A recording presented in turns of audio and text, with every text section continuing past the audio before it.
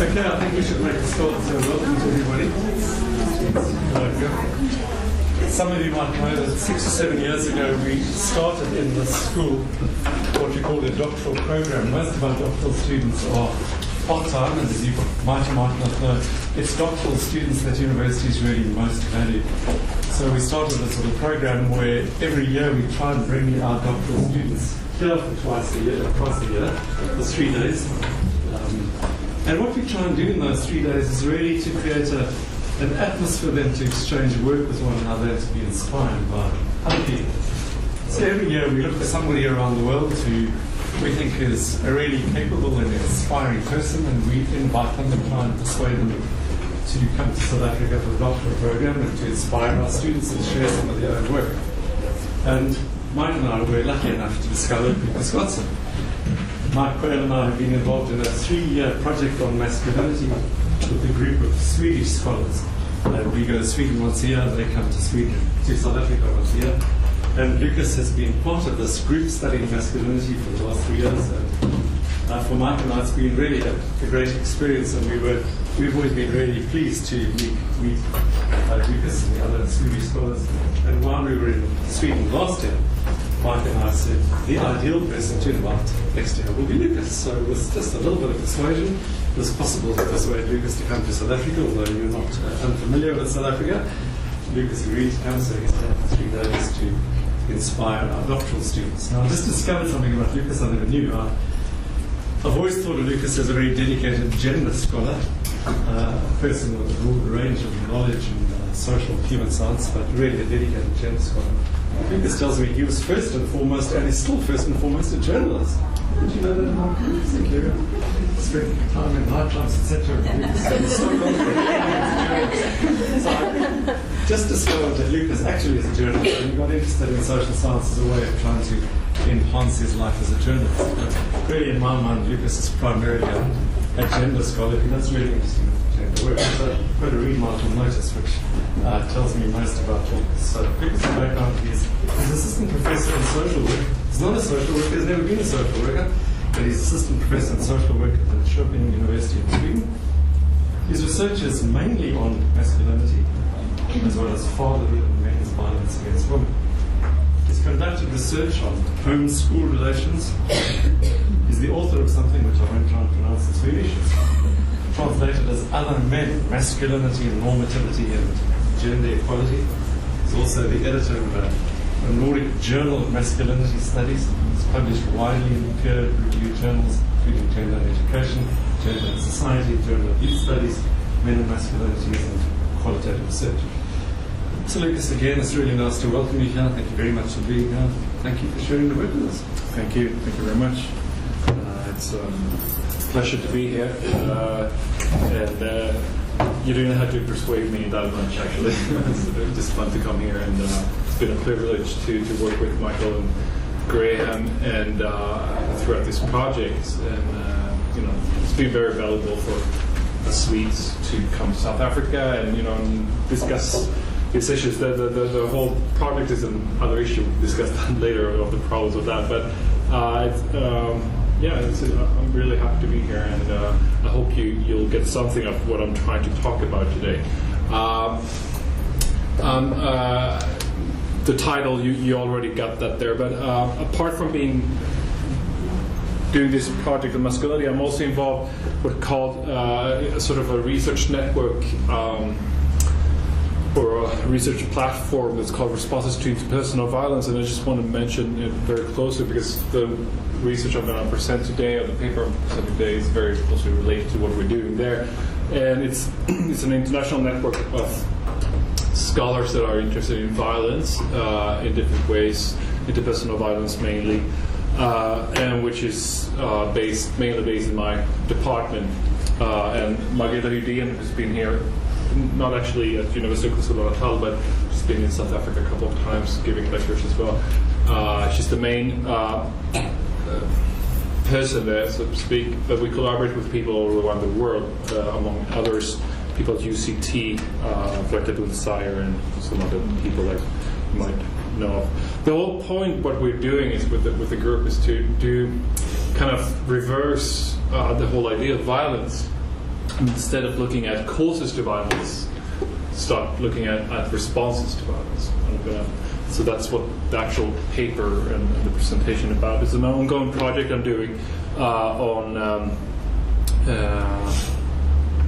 where I meet and interview perpetrators of violence, male perpetrators that are in treatment. So let me start. We have about 1.5 hours. I'll try to talk for an hour, a little bit more, and then we'll have some time left over for discussion and comments. So research on men's violence against women has, to a great extent, mainly trying to find causes to violence and why men, in particular, since men tend to be the ones who are violent. For instance, individual psychology mainly explains men's violence in pathological terms. Causes to violence are often placed in childhood or sometimes in addiction. And sometimes it's also seen as some sort of compensation for men's experience of insufficient. Other research, mainly criminology research or mainstream sociological research, gives more socioeconomic explanations and show that socially deprived women, for instance, run a greater risk of being exposed to interpersonal violence than women in other or higher social groups. Radical feminists, which we find in all these groups, of course, have also explained men's violence on a social level, but rather show that violence against women is found in all cultures and at all social levels. There, instead, violence is seen as a result of structural imbalance between men and women, and that men's violence and threat of violence upholds the general subordination of women, that is, patriarchy. Interactionalist scholars instead then have also tried to explain why are men violent. And here, for instance, the destructive relationship or couple interaction could lead to violence, for instance, or that violence could be a way to control women in the relationship. So, but instead of looking at causes to violence, I will today try to explore what I call responses to violence, so to men's violence against women. And responses to men's violence could be found at least 3 different levels, or 4. First, we have sort of a global response that is sort of seen in the way that the UN talks about it and try to denounce violence, and also the World Health Organization and other kind of global or international bodies. Then we have sort of like the welfare state or state on a national level, how that reacts and how the state handles violence, and that could also be understood as a response. For instance, Sweden has been regarded to have a relatively strong judicial support for female victims, particularly through what's called the Women's Peace Act that came in the late 90s, which basically group like assault and other kind of atrocities together into one act, and in that way it should be easier to sentence men that have been used violence against women than before. However, this act seems good, but as many other legal systems, it also depends on how it's implemented, and there's been quite a lot of critique against that law, or rather how it's been implemented in Sweden. But that's one way to see responses. On a third level, we could talk about organizational level. We have authorities, professionals such as police, social workers, therapists, clinical psychologists, and all that work in treatment programs and so on. And that could be a way of to see how society, but through an organization, deal with and try to respond to violent men.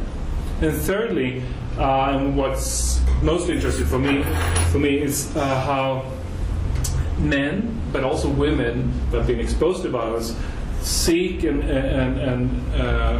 emotional and social support from friends and family, from what we call social network. For instance, Swatch and Dickiserelli to Canadian American scholars show that male friends could give offenders informal support to violence by displaying attitudes and norms that legitimate men's control of women in close relationships. Friends could also give direct emotional support through emphasizing men's entitlement. They could also give material support by giving money or other forms of help to activities that support patriarchal ideology and misogyny, such as porn, strip clubs, alcohol, or excessive alcoholism. Male peer support may then encourage and legitimate men's violence against women. That's sort of their idea. Jeff Hearn, who we've been working with in the project, is a masculinity scholar. He argues that responses to men's violence does not only consist of direct support, but and that could be then through unconditionally kind of defining the man's actions or defending, the man's actions, but could also be indirectly through more through like ignoring the violence, to knowing of it, not criticizing it, but sort of like not taking notice of it. However, he points out in his work that family, relatives, and friends often have knowledge about violence, actually, since the man is extremely careful to not tell about his actions to these people. And Ted German, he's in Boston. It's actually there's this center called Emerge, where he works at, who's done a great deal of research as well. He argues that responses or support to men are not only about legitimating violence, but also we could talk about support that aims to end violence, and that violent men do actually seek both. But how they receive that is another issue. It's kind of a combination of critique and support.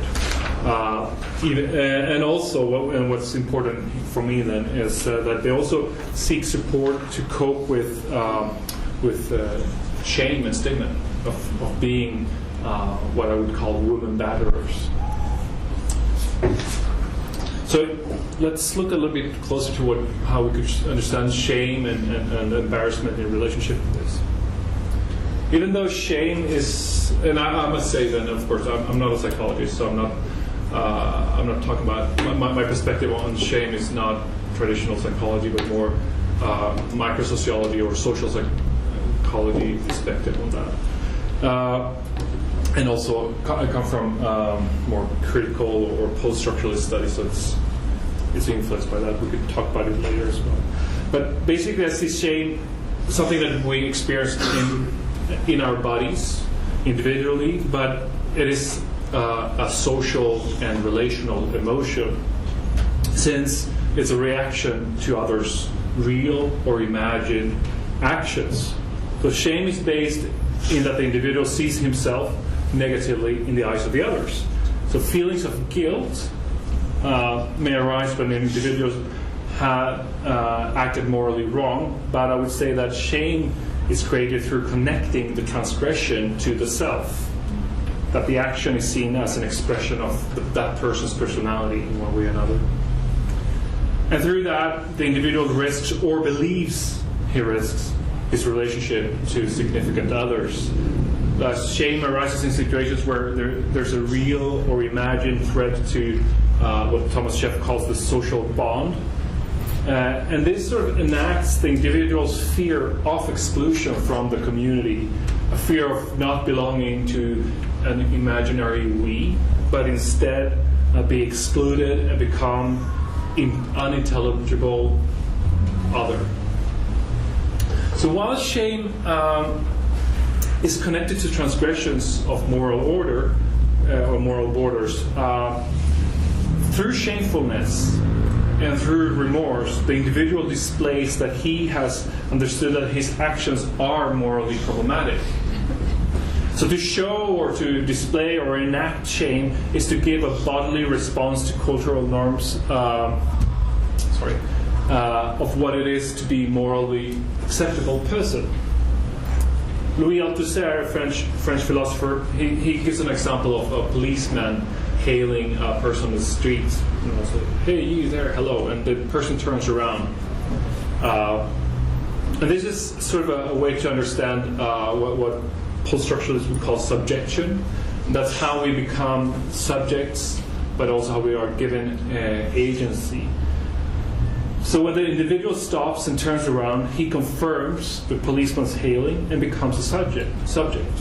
The individual is given agency through responding to, but also simultaneously subjecting to the interpellation. So in Althusser's example, the individual seems to respond to interpellation through a relatively reflexive and conscious turning to power to the policeman. He hears it and he decides to turn, right? But there seems to exist an understanding that one should listen to the hailing already before the hailing has occurred. You follow me? So that the person turning around actually for some reason knows that he's actually supposed to turn around when he hears the calling. So turning to power or subjection does, in other words, not seem to be completely deliberately, but may happen, unreflexively or even unconsciously. Shame could therefore be seen, and I would argue that it's seen as the individual's bodily, conscious or unconscious response to normative calling. It's the sort of our somatic turning to power. So by presenting the right emotion at the right occasion, the individual shows or displays that he has not completely transgressed all norms after all. The paradox of shame then lies in that it may integrate the individual in local norms at the very same moment that he's exposed to not living up to the standards of the norms. It's a double, very paradoxical way of putting it. So emotions are very central to men's violence or to violent men. If we look to research on this, shows, for instance, that violent men's feelings or emotions are often based on stereotypical gender attitudes, including anger, jealousy, entitlement, those things. They may also have problems. Some research to argue that that the violent offenders have problems recognizing and expressing other emotions or emotions in general. Thomas Scheff, a social psychologist, sees shame as a central emotion in understanding social relations in general, but particularly to understand men's violence. He argues that shame is a certain taboo for men since they are often socialized to repress all signs of weakness.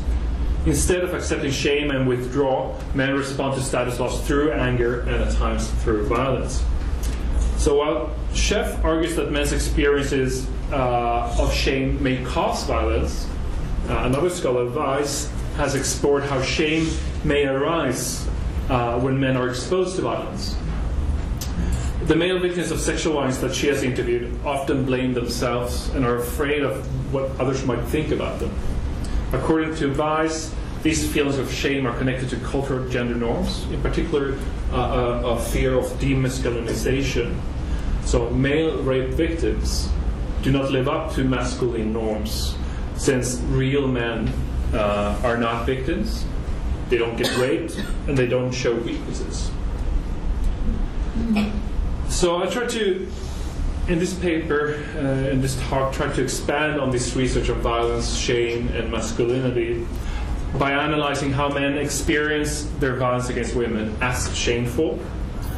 And similar to male victims of violence, I show how violent offender shame is related to that they breach masculinity norms and therefore run the risk of losing their symbolically privileged status that is given them as being men. Shame may be understood as an expression of expected or imagined responses to men's violence, since it's connected to a fear of being judged or being excluded from the social network or the friends and family. And I would try to show how this has consequences for how the men talk about their violence with others. And therefore I will also try to analyze how men talk about their violence with families, with friends and other acquaintances, and show the actual responses to this men's violence. something very short about the data, which is sort of particular. It's about 47 men. I meant a little bit more, but there are in treatment in sort of women batterer intervention programs, but they're in treatment voluntarily, so they're not sentenced to this treatment program, but are there through sometimes completely voluntarily. They go there because they feel they need help. They feel like they need help.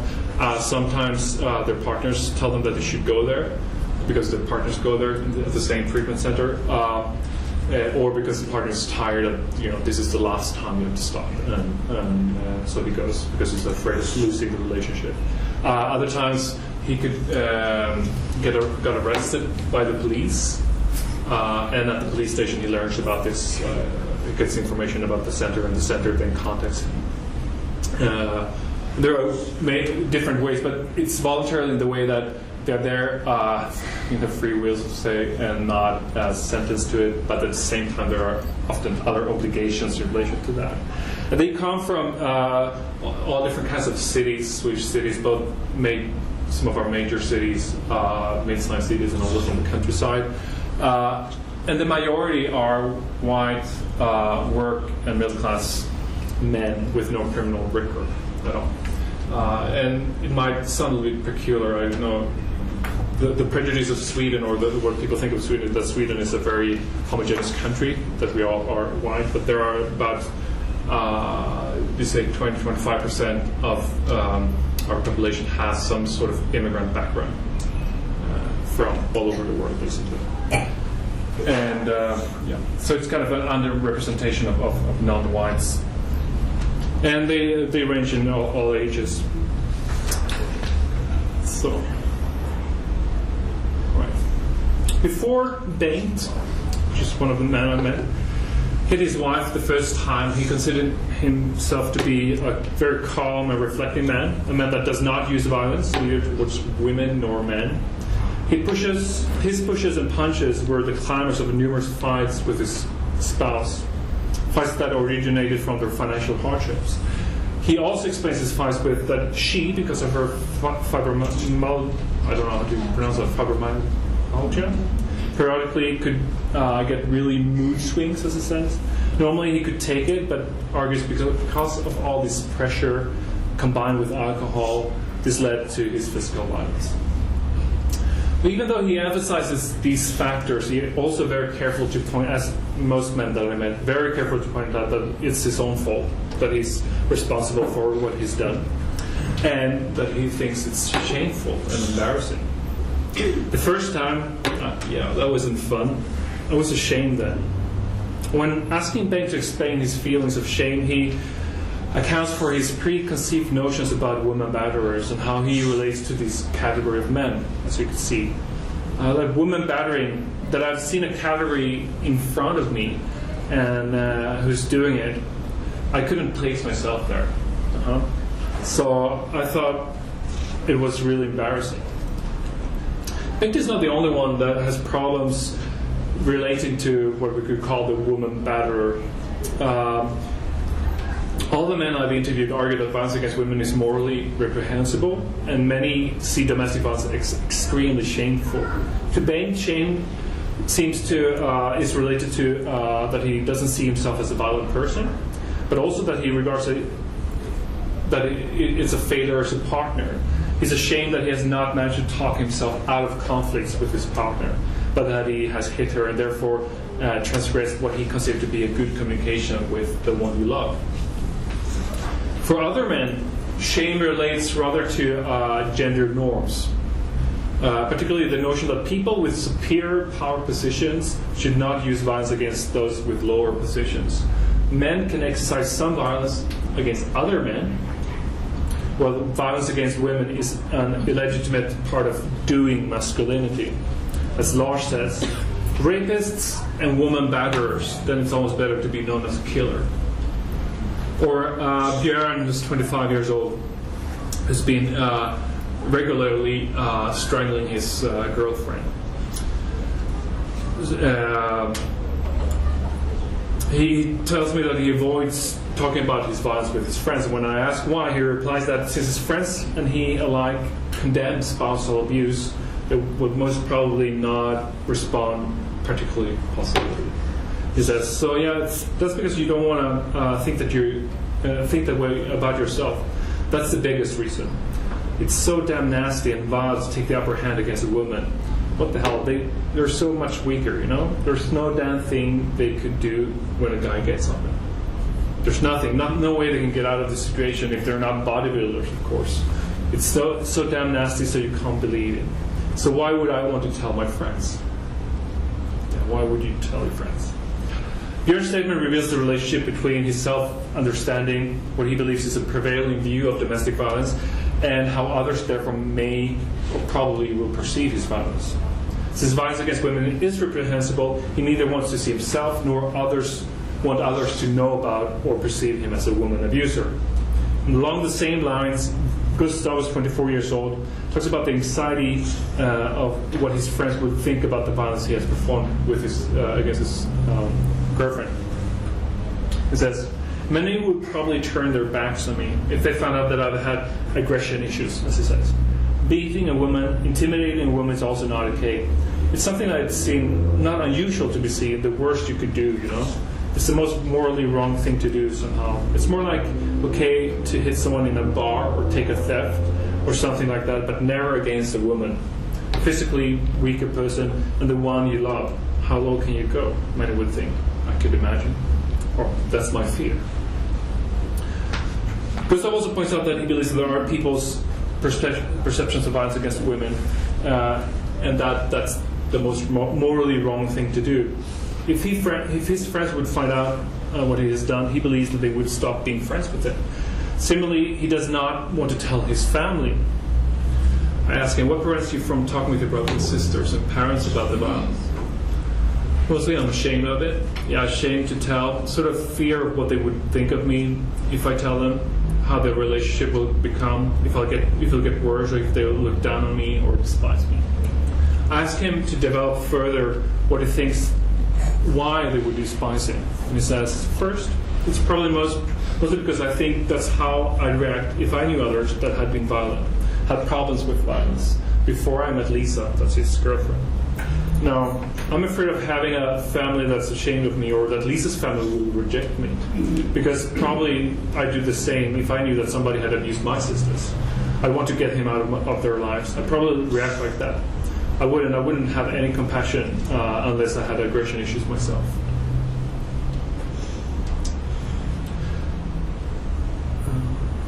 Right.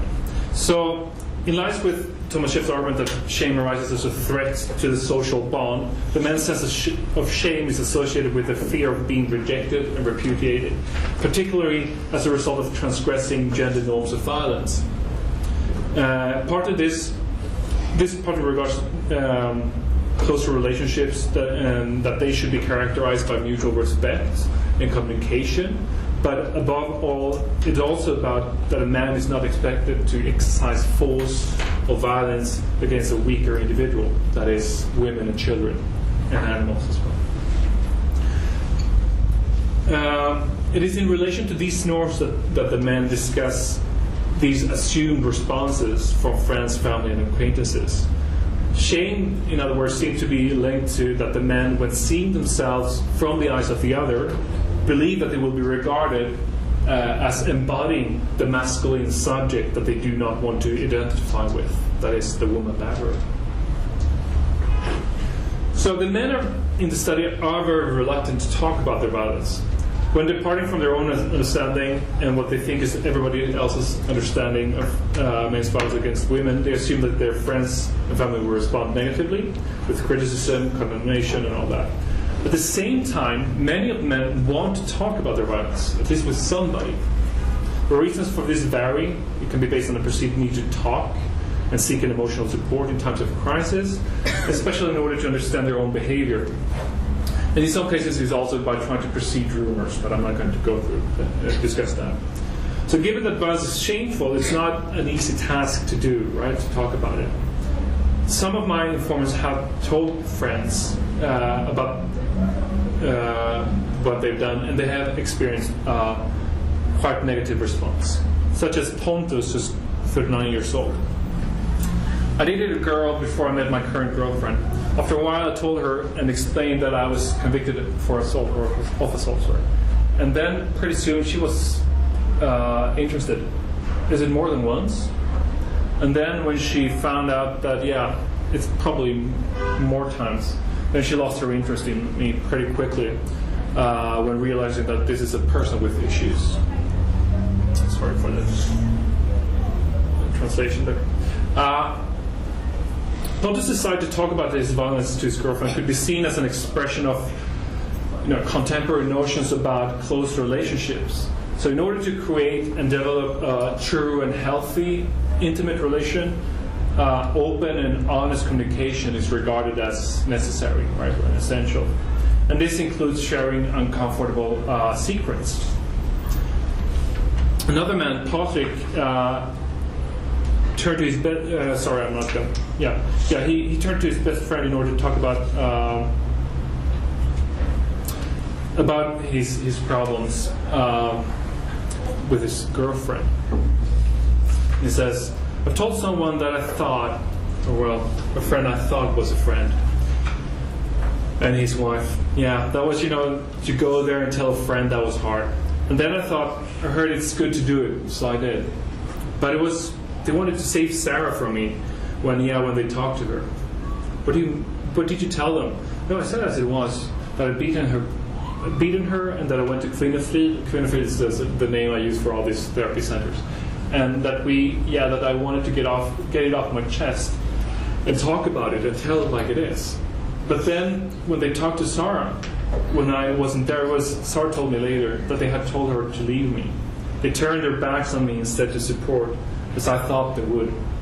So then I was afraid to tell others."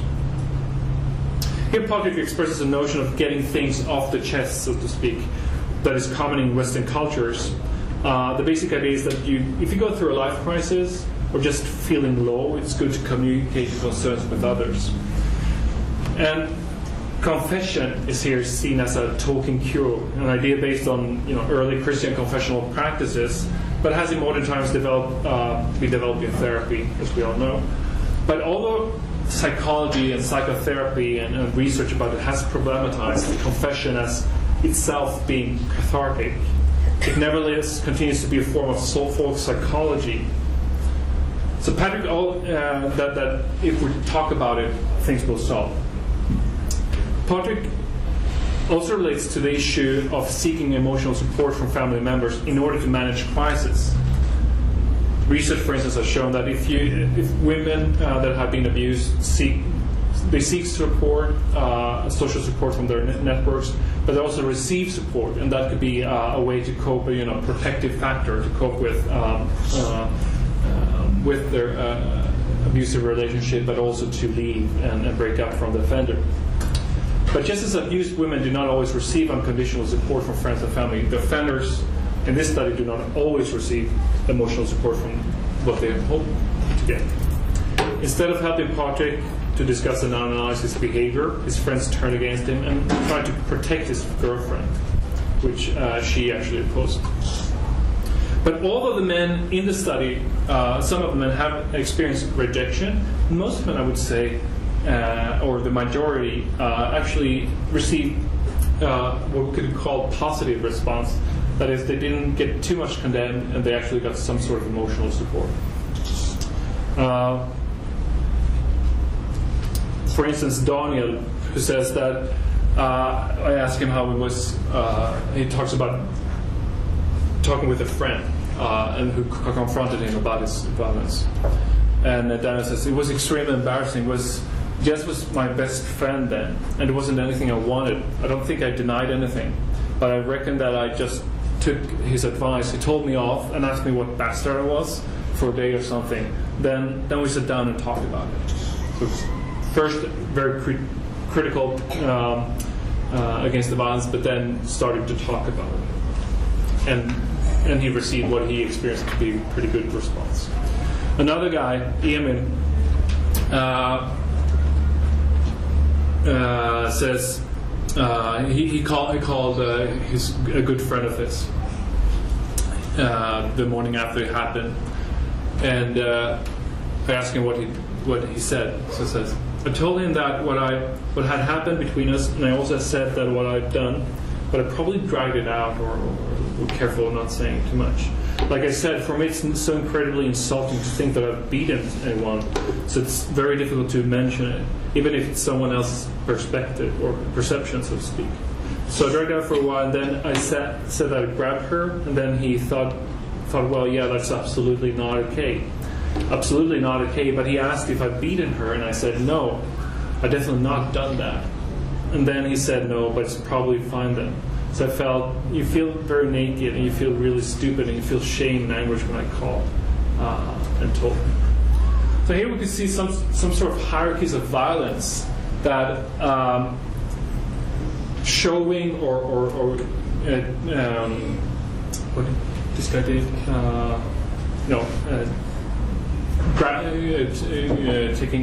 Taking somebody by the arms really strong, or those things. They're not okay, but they are understandable.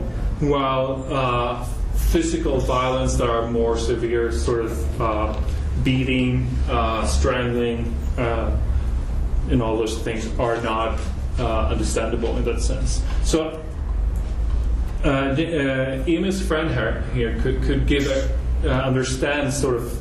And he made sure that Emil didn't do the worst thing, so he could still understand why he was violent. And if we take another example, David, it's very similar. Martin, his friend, says, and the quotation marks are what his sort of reported speech. I know that you haven't done anything wrong. It's not okay to fight. You shouldn't fight. But like I said, I know where the problem lies. One shouldn't fight. Everyone says that you shouldn't fight, but Martin was like that. I remember, you shouldn't blame yourself. He said, I always did. It's always my fault. It was Tobias, another friend. He has mostly listened, and yeah, it's like he hasn't said much. Instead, he has mainly listened. But those friends and family that I've told, Martin, for instance, he's almost like family to me. But he has said, you can't be with her, break up, this must stop now. So what happens here is that again, a distancing from the violence, that violence is not okay, but at the same time, the man's behavior is understandable because you know where the problem lies. That is, he's not to blame, but the relationship or the partner is to blame to a certain extent. However, these kind of positive responses where men are given understanding and compassion and said to not blame themselves too much, could be problematic, and it changes particularly over time. So for instance, Pontus that we met before, the guy who told his girlfriend, he's been physically violent, extremely physically violent for a long time in many relationships. And he talks about how he has changed the responses from people. It was not regular then. That is his first, the first time it happened, or first relationship rather.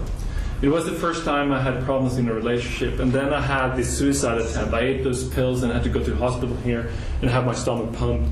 I mean, then everybody helped me. But then when it comes to the second relationship, a year later, it ends up the same way, and there was a trial again then. I got away with it in the first time, but then there's a trial again. Then people sort of got tired. So in relation to that, he decided to move to another city, and his social network generally has totally disappeared, and even his family's close family ignores what's going on and doesn't want to talk with him about his issues anymore. So generally, the men experience rather positive responses. If it continues for too long, they will get criticized and have problems. And some men have experienced rather harsh critique. But given that they experience this kind of positive response, how can you think about their assumed responses? That is, have they totally misunderstood their families and friends and what they think and what they would do? It's like if they're, they feel ashamed because they think their family will reject them or think lowly of them, but they still get pretty good response. So why is that? I would argue that it has to do with 3 different, what I could call narrative strategies or practices. That is how you talk about your violence with your friends and family. And these are through the contextualized narratives, what I call reform narratives, and also remorse narratives, or displaying remorse and shamefulness.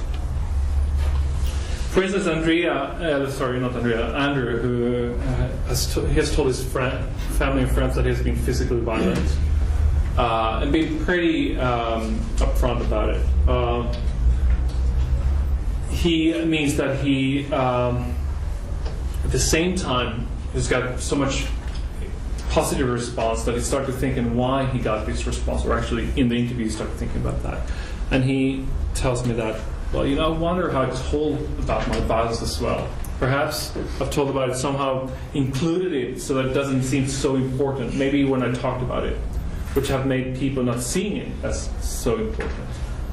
And instead, the main storyline for him has been his divorce and the crisis he's gone through and his mild depression. So therefore, he's been seeking emotional support more in order to deal and cope with his divorce than actually the violence that he's been using against his partner and kids.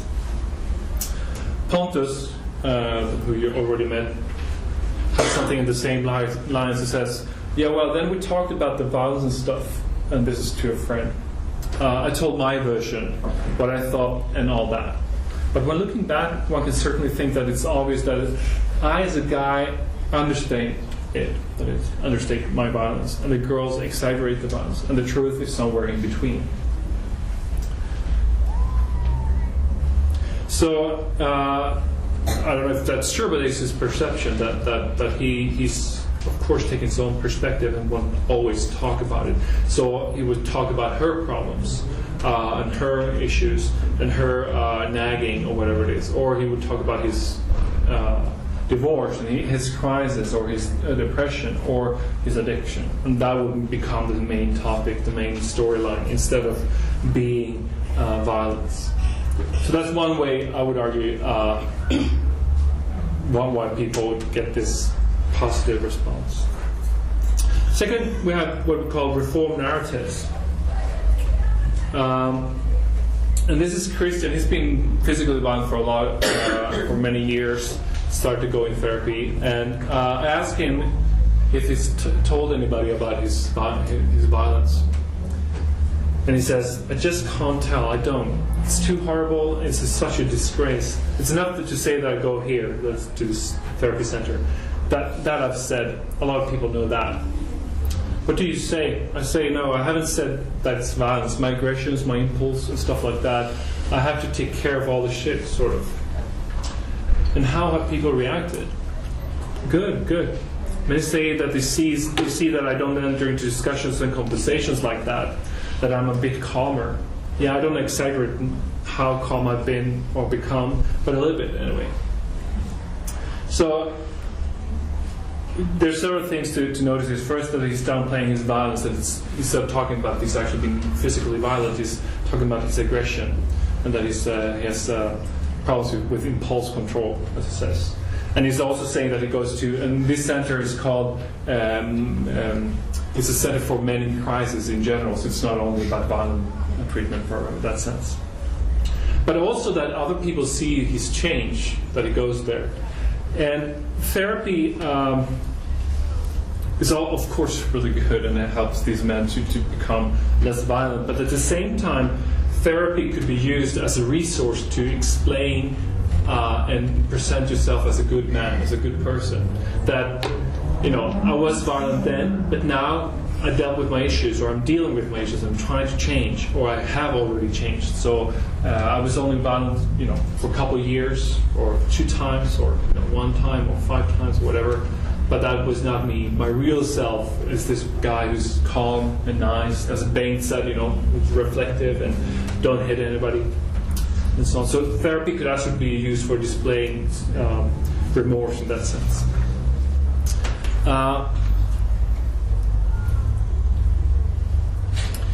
And then looking more into actual display of remorse. David again. So everyone has said, well, not literally everyone, but it's always been something like, it hasn't been the same phrase, oh, it's not good to fight, but I've always said that I won't fight. So it has become, no, of course you shouldn't do it. Absolutely not, sort of. It has always been like that. It's never been like, hey, I beat her. Well, you shouldn't. It's absolutely not like that, but rather, yeah, we fought. So what happened? Well, I hit her, and I feel really bad about it. I shouldn't have done it. No, I shouldn't fight. It's always like that. You see the difference between he hit her and we fought? That's one difference linguistically of how you, where you put the pronunciation or what you focus on, so to speak. But also, as soon as the confession comes out that, I hit her, but I feel really bad, and I should have done it. So, and then the actual response to that would be, no, of course you shouldn't. Fine. Another guy, Anton. I asked him, "What do you think people are so positive or so supportive?" Well, I think they know that I'm repentant. They see how badly I've been feeling. I think I lost 9 kilos or something in the beginning. I couldn't eat, couldn't sleep. I was very anxious and I felt very bad. I got in contact with Kvinnofrid and started going there. Then it was after the arrest, right? Yeah, it was early October. The friends I've talked to say that you're remorseful. And some have similar experiences in their own relationships and know how it could get with jealousy and all that, and alcohol, and you start fighting and so on. Some have their own experiences. They've had started to argue and fight, but they never had gone that far. And they say also at work that you're remorseful and you deal with your problems and you're open about what you've done. It would have been one thing if you had denied it, saying it's not my fucking fault, it's her fault, and all that. You admit you have a problem and that you deal with it. Many people have problems, but they never deal with it. So again, we see a difference, the kind of reform narrative that I'm changing, I'm dealing with it, but also that you're open about it, and when you're open about it, you also admit that you've done wrong, and that makes it understandable. So to conclude, then,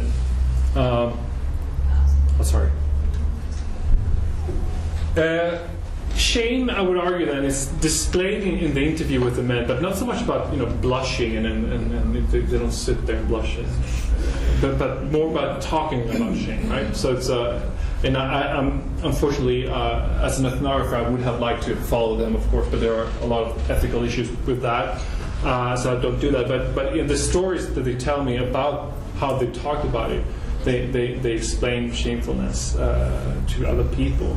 And they also talk about how they experience shame when talking about these issues. To display shame and remorse, I would say it's a desire to belong. It's an expression of desire to belong and to present a sort of understandable emotion. And that means that when you're talking about your violence and at the same time show that it is shameful and that it is remorseful, your emotion that is shame is sort of enacting you as a good moral being because you understand the norms that you've actually not followed. So, on the contrary, not expressing shame or remorse is actually not expressing that you have understood that what you've done is morally wrong, and then you will be totally expelled from relations, right? But also, we could think of shame in relation that it's displayed by a refusal to talk about it. and to talk about violence to others, right? So, and this silence reproduces violence as something shameful, a taboo, and something that should be kept in private. Because it's that bad, you should probably not tell it to many people. You should be very careful. And I would argue that these kind of positive responses that get that the men get from their partners is a form of emotion work from the social networks. And what I mean with that is that the people in their families and friends and all that, they understand very well that the issue is delicate, it's problematic, and it's something shameful, and it needs to be handled with extreme care. And they know also that it's embarrassing and problematic to talk about it. So in order to help the man to handle shame, they soften up, they take the man's perspective and sees him as a human being instead of being that, ununderstandable dumme batterer.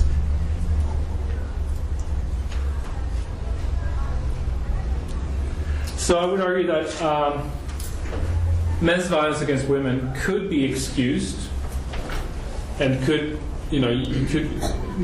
it's possible to not get criticized because of these kind of narratives that you present, of being, contextualizing them or having another storyline, so to speak, of also showing remorse and that displaying shame in one way or another, but also maybe most significantly is that you actually have you try to change.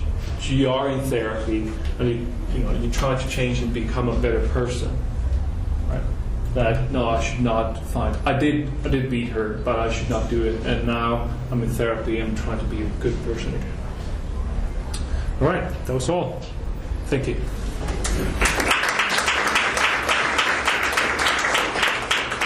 Any questions?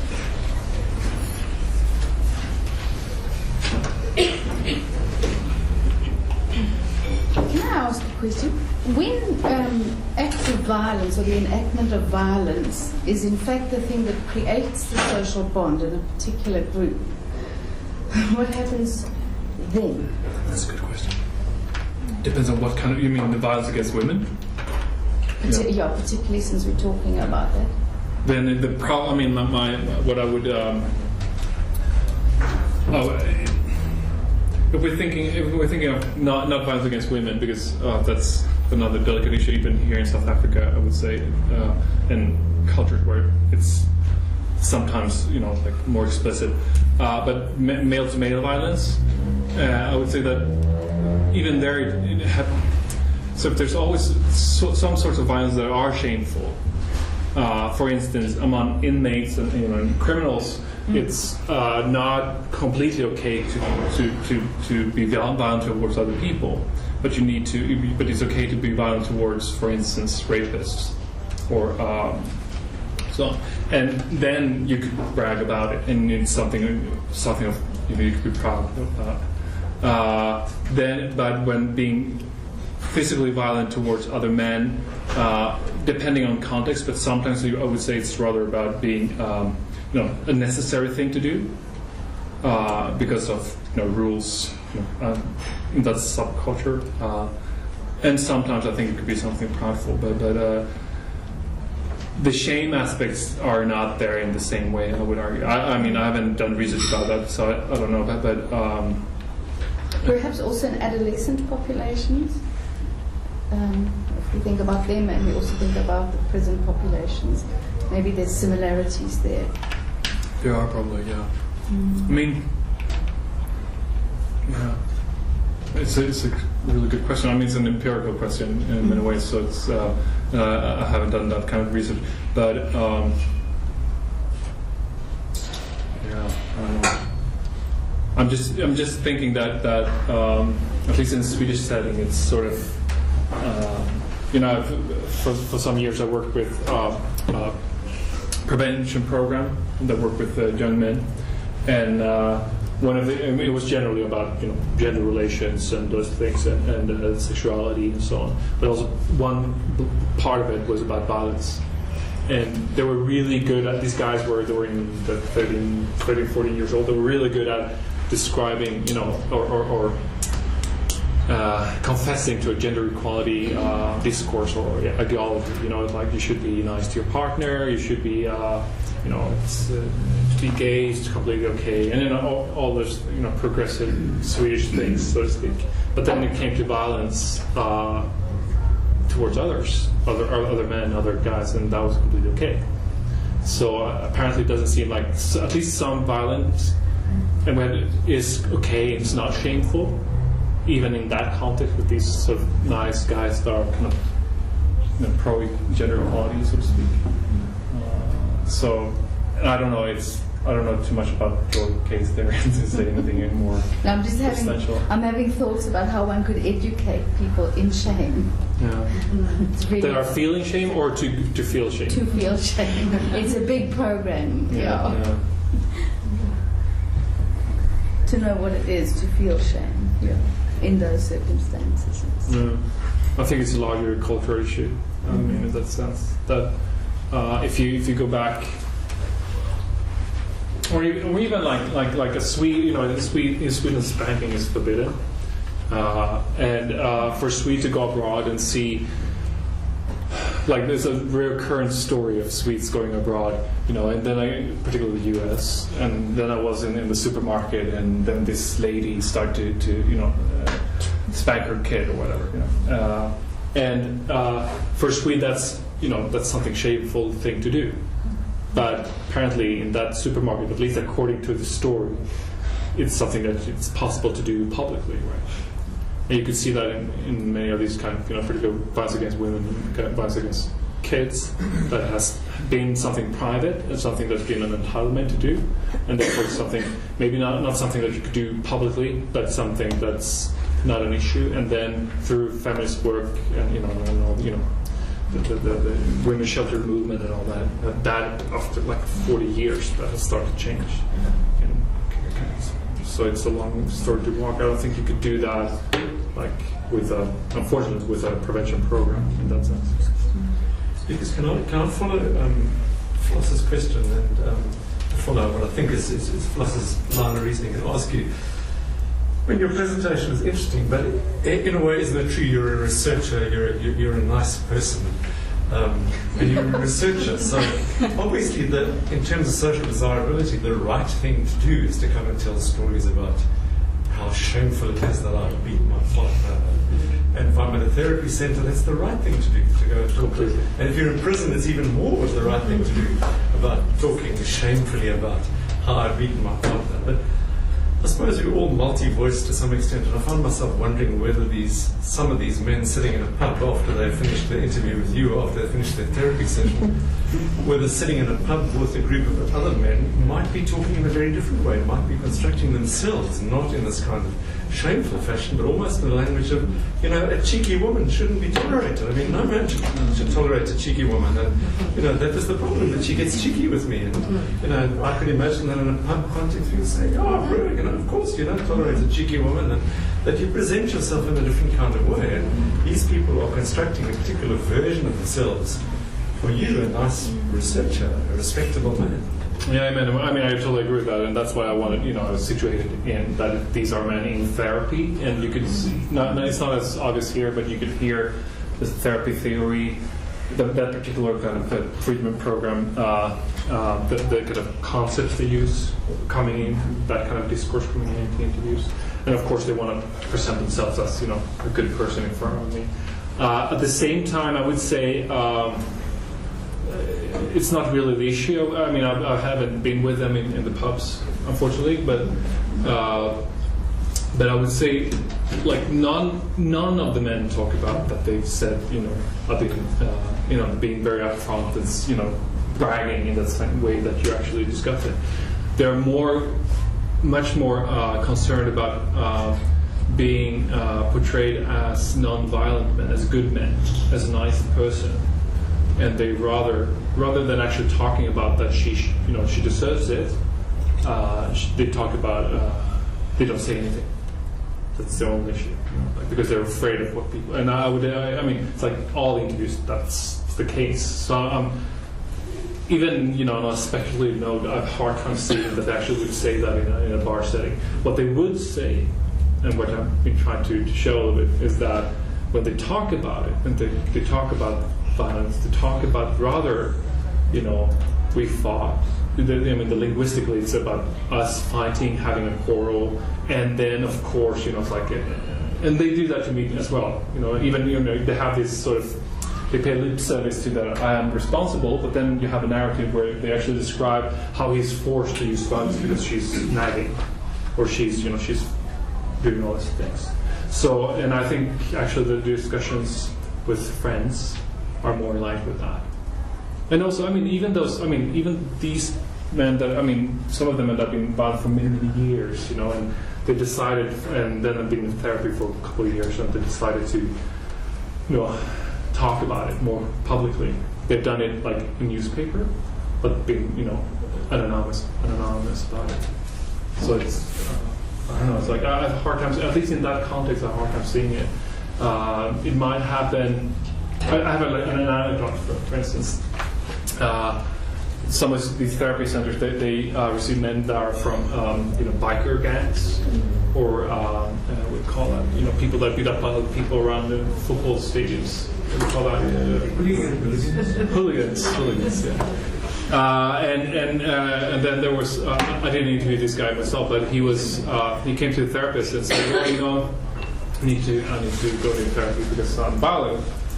And I was like, all right. So they started. And after a couple of times, the therapist told him, well, maybe you have to, because this guy has been violent towards his friend as well by the football stadium, and the therapist said, well, you don't see the relationship between your violence and aggression as a hooligan in relationship to your partner. And he was like, well, no.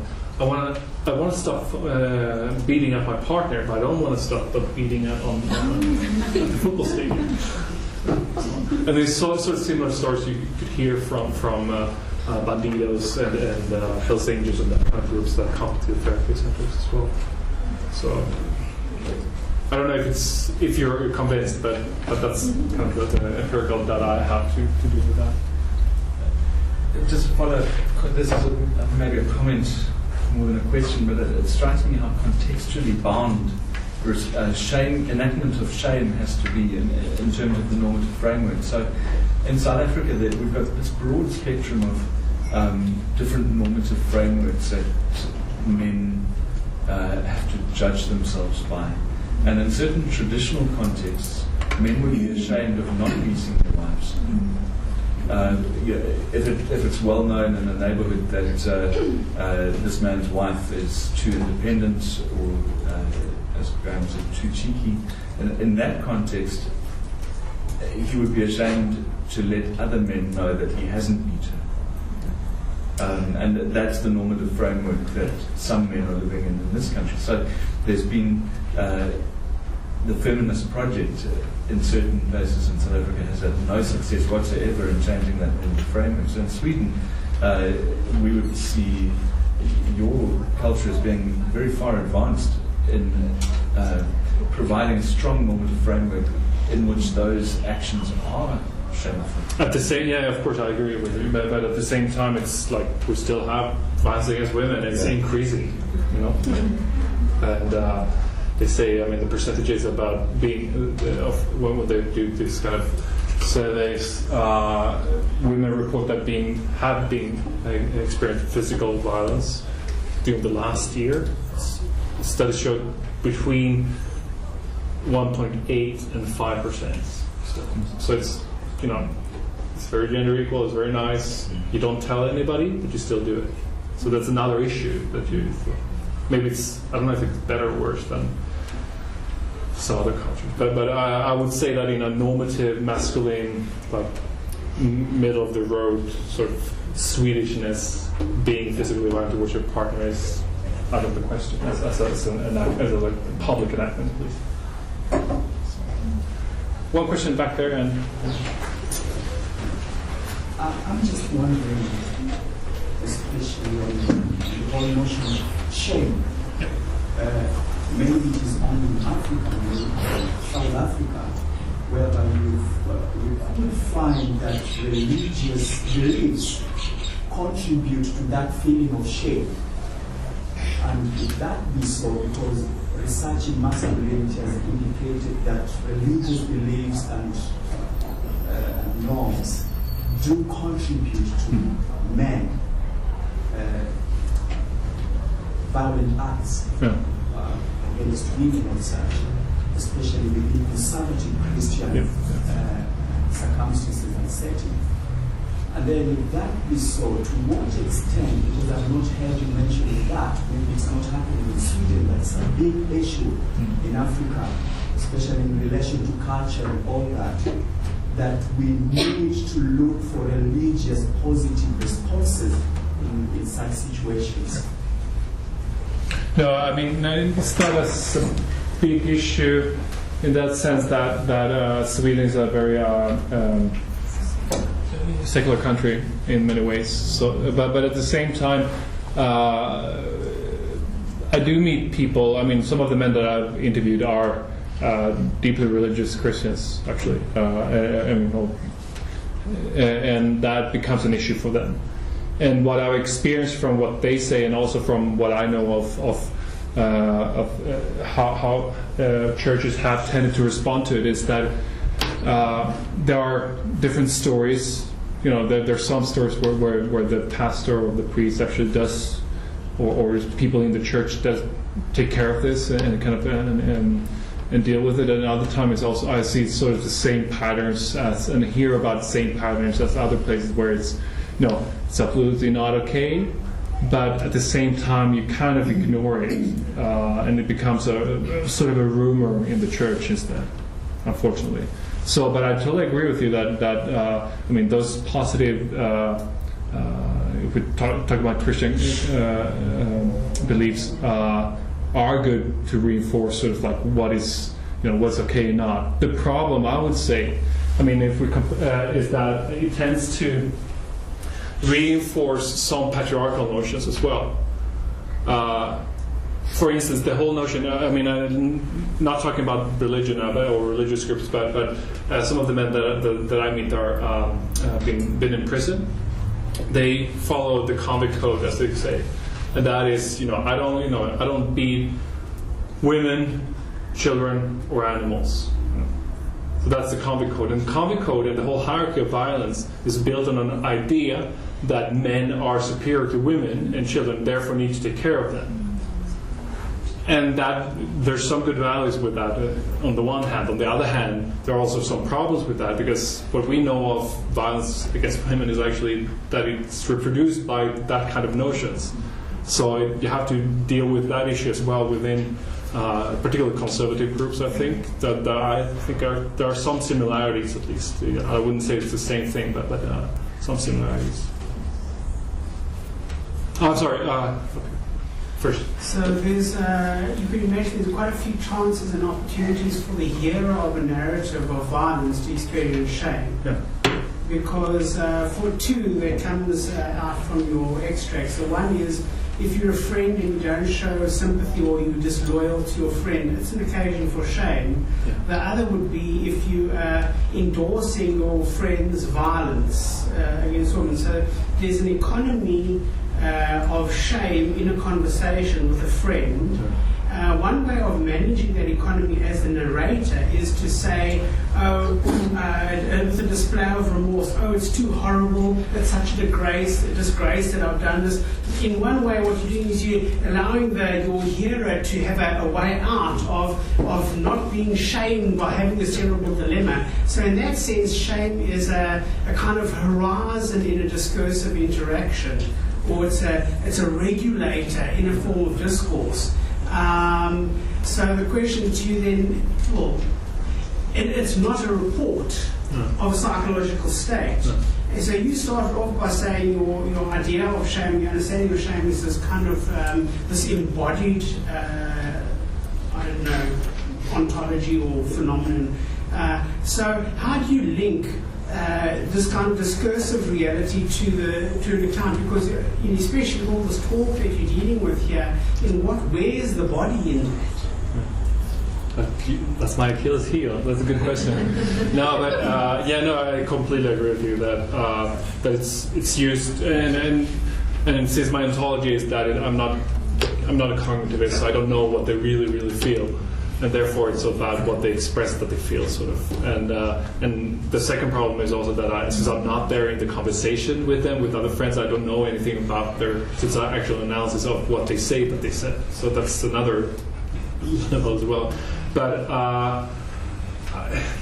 I think sort of like all other, things that we do when we enact ourselves as being something, that's what we become. When we take the same perspective of identity, if I talk about myself in a certain way and act, or enact myself in a certain way, depending what I actually feel or do, whatever, those enactments are those ones that are perceived as what I am. So that's how I see it. So therefore, I would say that the discursive side of talking about it as I'm shameful, that's an enactment of a person that is shameful, so to speak. And then what the person actually feels, that's cognitive psychologists could do that, but I'm not going that way. So in that sense, it's phenomenological, my perspective, in one sense, but it's more discursive, I would say, at the same time. And it's discursive because it's relational, and it's something between persons that happens. And, Good. Yes, I just want to find out, you're able to establish the extent of substance abuse in the behavior. Sorry. Substance abuse influence in the way it has in any way had an impact on just when they are being violent against those. It's I don't know. I haven't measured it, so I don't know really, to be honest. But it's a common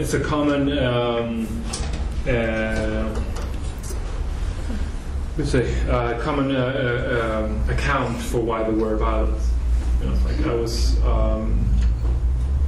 Substance abuse, talking about alcohol. That's a common account. I was drunk, or the first time it happened. A few of the men that I met are addicts, or of more like severe addictions. But I would say it's also the way I see it is that it's a way to present yourself. Again, it's like an issue of responsibility. So if you have all these men that say they're in therapy, they know I'm responsible, and I know that that's what I'm supposed to say. At the same time, you want to present yourself as a good person, and you want to present why your violence, at least towards me, the presentation, why that happened. And one of the cultural resources that we have in order to understand why men are violent is alcohol, or drugs, or nagging women, or whatever it is. So the kind of the agency is sort of dispersed or distributed to other things and other people, and what they do and what that happens, that affects me, and that forces me to be this violent person. For instance, I have a lot of people talking about the big issue in Sweden now is, and many other countries, is neurochemical or neuropsychiatrical disorders, or ADD and all those things. And I have a lot of men that talk about that I eat these pills and they keep me calm, and therefore I'm not violent. But at the same time, we know a lot of men that have ADD that are not violent, and that don't eat pills. So it's sort of like, from my perspective, it's hard to measure what's the cause and the effect, so to speak. But what's more interesting is actually to see how this pill is an agent in understanding yourself as a good person, even if you've been violent, so to speak. All right. I think it's probably good place to stop for me, because I know a number of you need to leave to get to commitments at 2. So maybe we should. Thank you very much, Lucas, for this presentation. Look forward to having you with us in the next few days. But those of you who want to stay around informally and talk to Lucas or anybody else, feel free to do so. Thank you.